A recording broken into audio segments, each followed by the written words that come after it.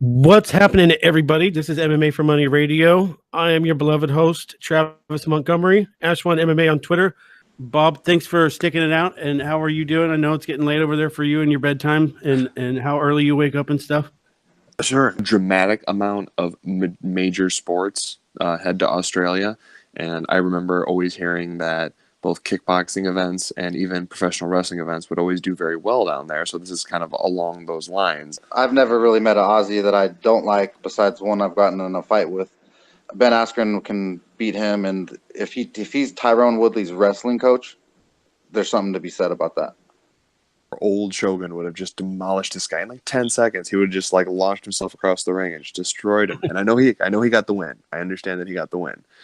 But at some point, he's only going to have so many of these results left. Like I said, I know that Herzog and Herb Dean, they're great refs. But, if my brother was getting beat up, my brother doesn't want to stop, until he's dead, basically. So, Herzog's going to give him the benefit of the doubt and be like, all right, well, I know he's a warrior. I'm going to let him go. But in this case, I don't know what he was doing, man. It was so, like, what was the timeout in the middle of the ring?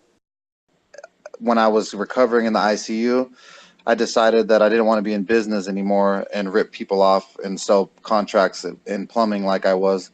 So I decided that I would take a medical course once I got out of the ICU. I tend to believe John just because I'm a homer for him. But I love him as a fighter, and I think that he's only improved and gotten stronger and better, and he's really embraced jiu-jitsu lately.